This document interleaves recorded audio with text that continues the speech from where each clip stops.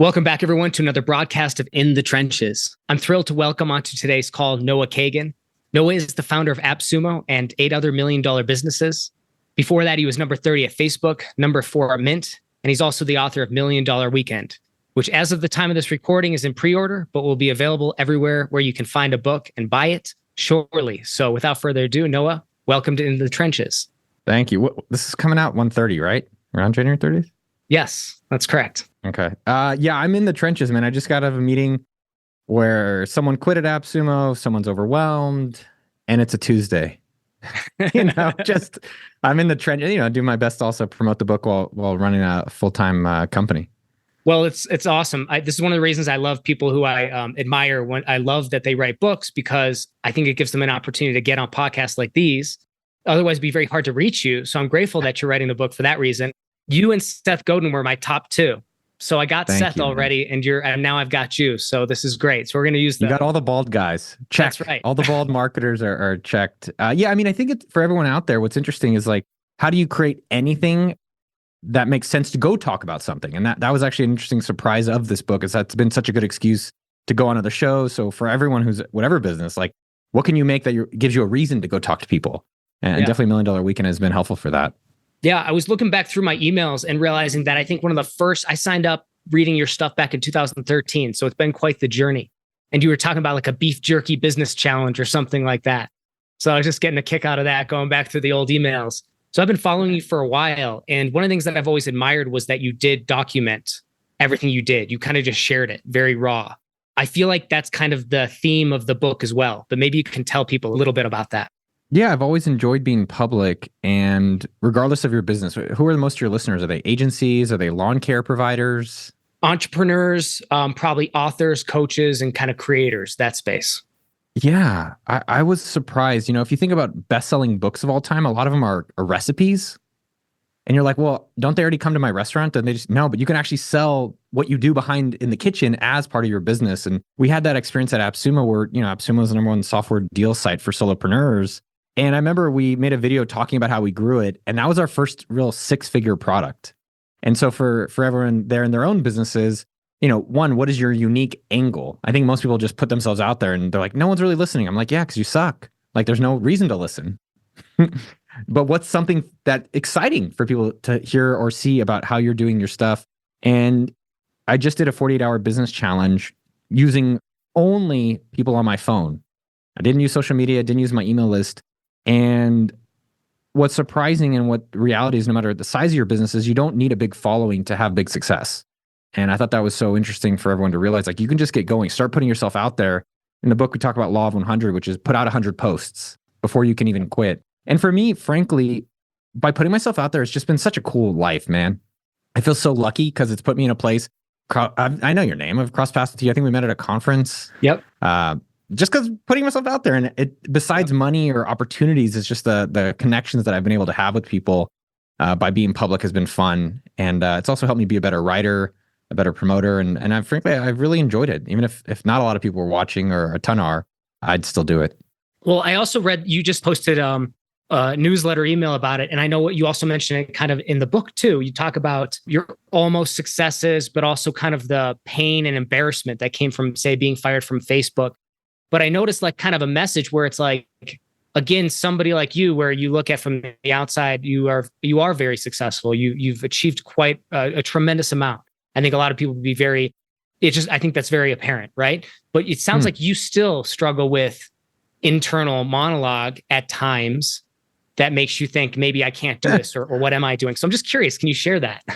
Yeah. Well, I think for all of us, when do we feel proud of ourselves? Right? Like, I just got this YouTube plaque for 1 million subs, and it's still in the box. I haven't opened it.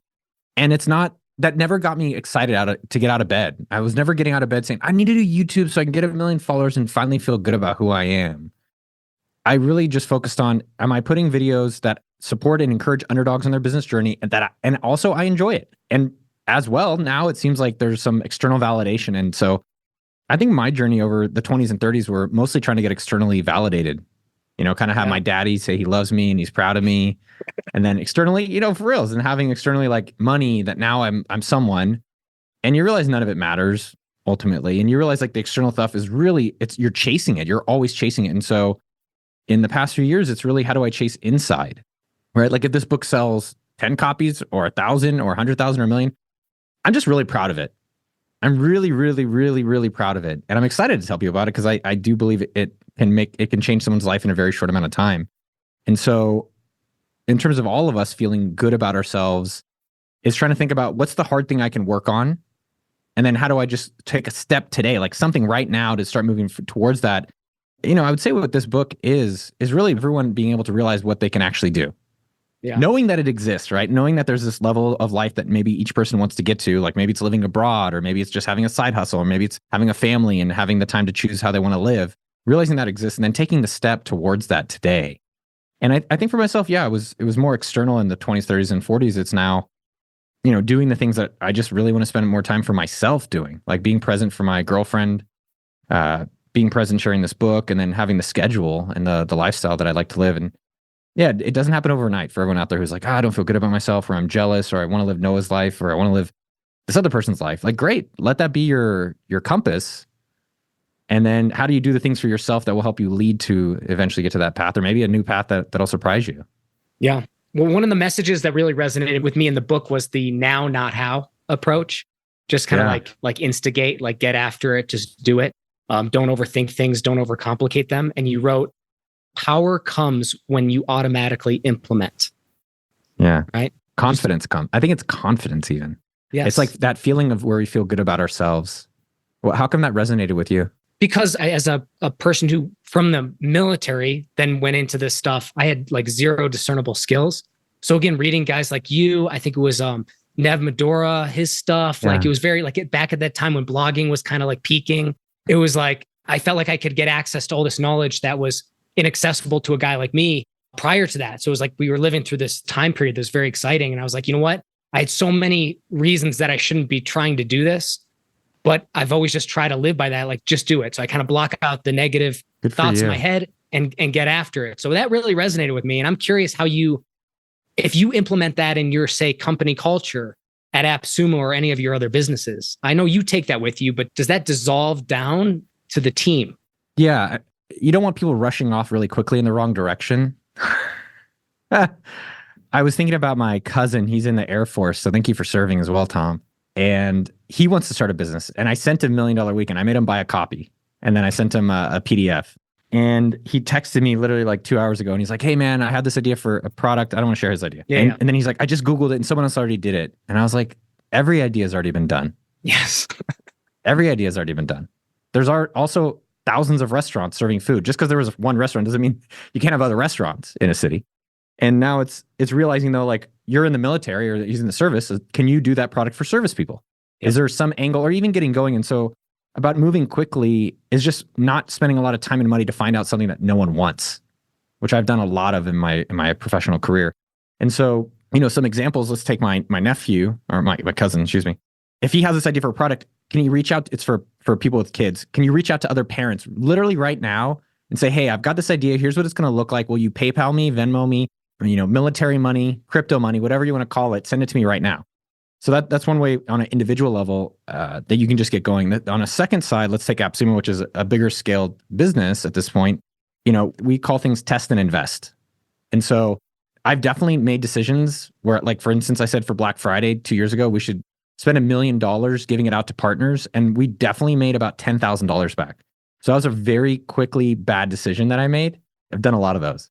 But we have plus customers, which are VIP customers at AppSumo. They spend the most and they buy a lot of products for their businesses. We have an idea of giving them credit. So as long as you're a plus customer, you spend $100, we're going to give you back $100 in credit.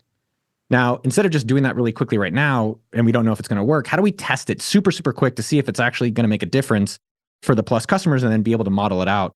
So Ullman and Mitchell on the team and Katie sent an email to non-buyers and to former plus customers, people who canceled, and said, hey, we're going to give you free credit if you come back. Will you come back? And you can just send an email right now and see what that happens. And 17% of people said yes, and they paid to come back. So now we can do a quick model, and then the engineering team can actually build out that feature into the business. Instead of, hey, we're going to do this whole feature, we're going to give credits, we're going to do all this stuff, and then you launch it and no one wants it, which is what I'd say most entrepreneurs end up doing. And I just find that I've wasted so much time and money on my intuition when you don't have to. And those are two examples of how people can move right now. And I think the now not how mindset, a good way to practice it is just on stupid shit. So like I just pulled my car into the driveway this morning. I was coming back from the pharmacy and the yoga mat was in the garage and I was like, oh, I'll get it later. And I was like, what about right now? It's like, yes. Damn you. So just, and you can practice it on silly things so that when you want to do it in your business stuff, it helps you skip past the fear. Because you're like, well, I have to worry. How do I? No, just go do it. And then you don't worry about that there's fear as a part of it. There's also a thing about prioritization, which I don't think we should get into. But again, especially getting going, it's limit that time and just do it. And then you're not even going to be afraid. You're just going to find out the results and the reality, which frankly will build confidence and motivation. Yeah. Or what would you say because you've talked about how you've started things and they failed. You failed a lot. Obviously, you've started things, they've been successful. Have you ever found yourself in kind of the middling success or stuck in kind of like no man's land? Or what would you say to entrepreneurs who find themselves there? If you kind of know what I'm getting at, like where it wasn't a complete failure, but maybe it wasn't like a big enough success where kind of you got the great momentum coming in and it was a banger, like this is going to win. But it's just kind of like. What are you asking for yourself? Ooh, good question. So I have a couple things where I feel like I've gotten them to a point and it's like, it feels like no man's land. It feels like it wasn't a flop, but if for me to get it to that next level, feels like I would have to be an outsized level of investment maybe to get it there. And I'm not sure if it would happen or if it makes sense to just kind of cut sling load and move on to the next thing. Of all the things you have going on, what's working best? A little subjective, but how would you, and you can define that, but what of all these projects is the effort is disproportionate to the result? Yeah. So I'd say, so some of the things I do look at, I have a couple smaller projects, like some of the core stuff. It exists in the background. I don't do much with it. I'm starting out like a new subscription newsletter just to test that out. And it's, again, got about 50 people signed up for it. So I'm like, okay, good start. But I'm like, well, how long do I try to grow this? Like, because it feels like I got to get to 100 or 200 people for it to be like, okay, yeah, we can do this. We can make this happen. And how many things do you have going on? You have this podcast, you have course, you have subscription newsletter. Like how many things? Ballpark? Got a kind of a discount deal sites business, WordPress web hosting company, okay, and a couple other things here and there. Which one of those is making the most money? The discount deals. And then now it's January 9th. By the time this book comes out in January 30th, which of those, you have 6 things going on, it sounds like, or maybe 5. Yeah. Which could you double in the next 21 days? If you can only do one. I suppose the one that is probably the most successful. We have the most resources. We have the biggest list, the most customers with it right now. We have the biggest team around that. We're shy of that 7 figures mark.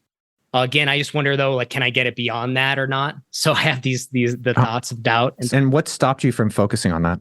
The idea of putting all my eggs in one basket and being a little nervous that if I go all in and I fail, that would be crushing, soul crushing. So. But it's doing, how much money is it doing? It sounds like it's doing like 600,000. Yeah. That's amazing.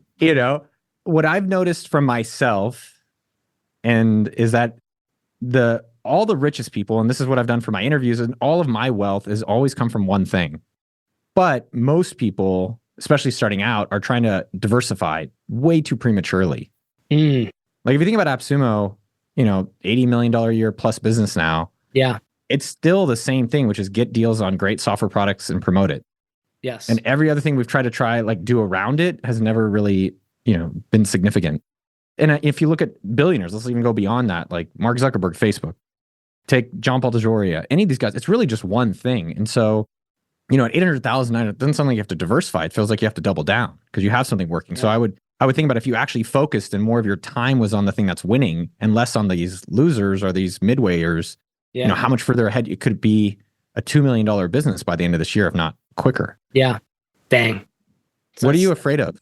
I'm afraid of investing time and like putting everything into it and not working out. Like, whereas I feel like, I've got it to a good level now. Now maybe I start some of these other things to diversify, but kind of coming back to your point, it's probably a little too soon. As I've gotten older, my favorite businesses are the ones that work. Yeah. And if you think about it, you have this thing that's winning. I would say an almost $1 million business. I don't know your profit. I don't know how you operate. I don't even know what the business is, but you have an $800,000, $900,000 thing. And now you have this newsletter and the newsletter's got 50 subs. How much is that? Like $50? I'm making about $500 a month. on that. Okay. So you're making $6,000. I'm not, by the way, I'm not hating on it. I'm just asking the question and No, reflecting. You have this thing that's making 6,000 a year and you have this thing making 800, 900,000 a year. Yeah. Even if you do a 10% improvement on one of them, that's, $600, or the other one, that's $80,000. Yeah. A lot of times the way I like to approach it is that it feels risky to you. And when I was starting AppSumo, I was so worried about messing everything up and losing everything. And so I started like a YouTube channel and I started my own newsletter. So I'm like, well, if AppSumo goes out of business, at least I'm not totally screwed. So I do understand that. I wonder, and this is what I would encourage you to think about as an experiment. All right, this month, I'm going to only do this for this month and just see what happens at the end of the month. And I think you'll be surprised. And then you'll be like at AppSumo, we're cutting a lot of things, right? So like email badge gone, Meet Fam gone, and AppSumo briefcase gone. Like we try a lot of things, but I think the bigger difference is we stop doing a lot of things. Yeah. So I wonder if you think of it more as an experiment and commit this month for the next 20 days. Like I'd be impressed and surprised how far you can actually get with it. And to be clear, same thing happened with AppSumo. When I started AppSumo, the problem I was really excited about, I was excited to promote small businesses.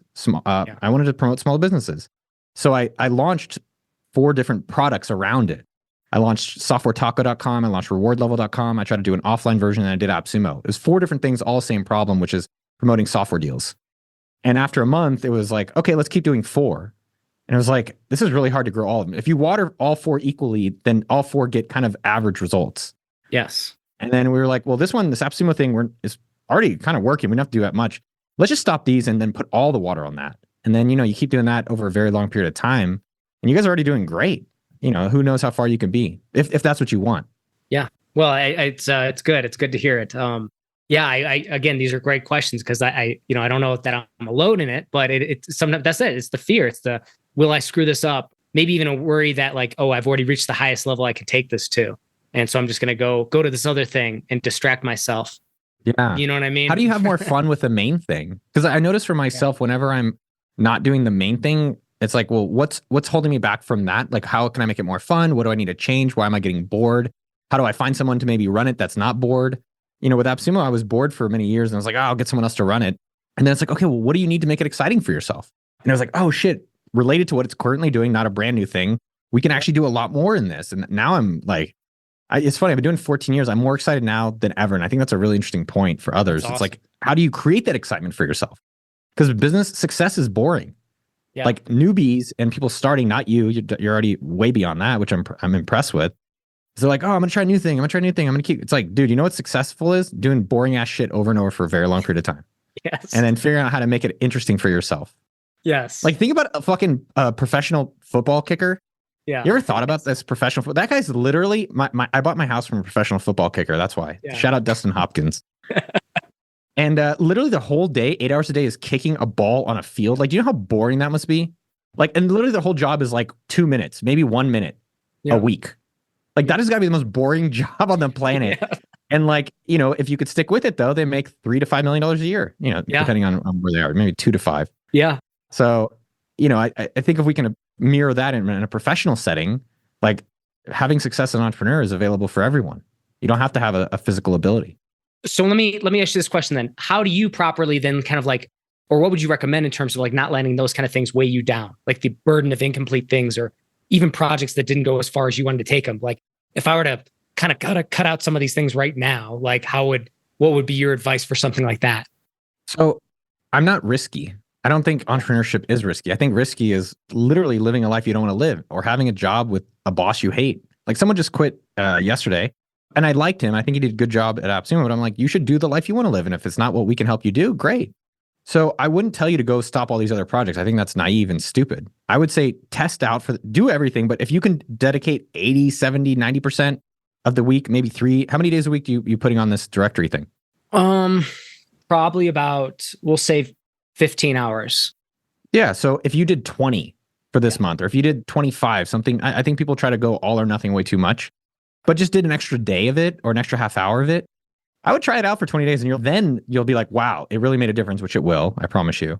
Then make the call to stop these other things. That's awesome. I think that might be helpful for you, Tom, is think about what an exciting future can look like. Yeah.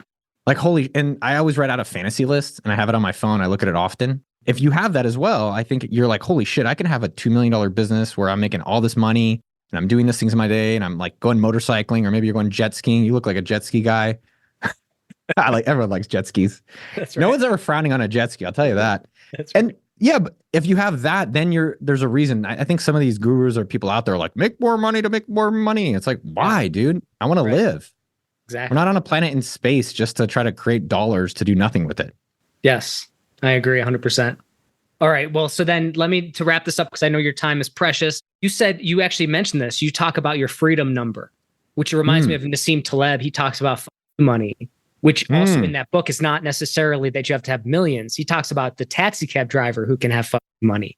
The principle being that if you just kind of live within kind of quote unquote your means, but you don't kind of live that bigger lifestyle. That's one way to think about it. But the other is the way you kind of put it was kind of what's that baseline number to achieve that particular goal?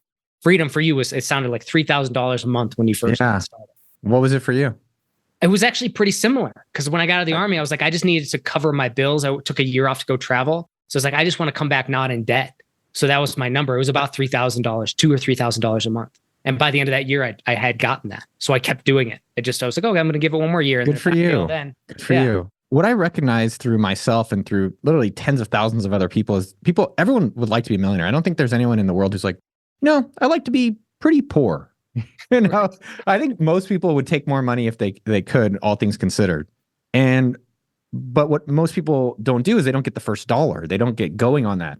And what I found is by just having a very small achievable number, that is the monthly amount you need to live comfortably or relatively comfortably, you can achieve it easier than you think. And then when you realize you can achieve that, you can quit your day job like you did. And guys like Pat, who's featured on the back of this book, he was an early reader. He's in the group. He literally just quit his job and posted about it. Knowing that number is small, then same with me. I quit both my jobs that I started, my side hustles, which have became $1 million businesses. And then you could do the thing you want to do. And that's how you end up making the most amount of money. But I think when people realize it needs to be smaller and achievable, it helps it make it more realistic that they can actually get there, which I do believe if everyone follows the process, they will be able to get there. Yeah, I love that. Very cool. Well, thank you so much for being on In the Trenches, Noah, man. It's always a pleasure. I appreciate your advice. I appreciate that you're just very raw and thank you, man. Just yourself with everything. And it's very appreciated. I'm just going to tell everybody, pick up the book. It's very good. I highly encourage picking it up. And I know you got one of your favorite authors to co-write it with you, right? I did. I got Tal Raz. He wrote Never Split the Difference. And I loved him. So I cold emailed him and he didn't reply. And then I messaged him on LinkedIn and he replied. And then convinced him through sheer annoyance to try to write a book with me. And 3 years later, I have a book where, I think for all of us, it's something challenging that we want to do for ourselves and realizing that we can actually do it. With your businesses and myself with this business. And, we feel really proud of ourselves, whether you get 1 million subs or 1 sub, whatever that is, or $1 million or just even, $100 a month. Realizing we can all do it is super cool. And that doesn't always happen instantly. You could start it instantly, but you just got to keep going and going. And eventually, like yourself, I have almost $1 million business, which is super cool. Yeah, I just got to keep grinding.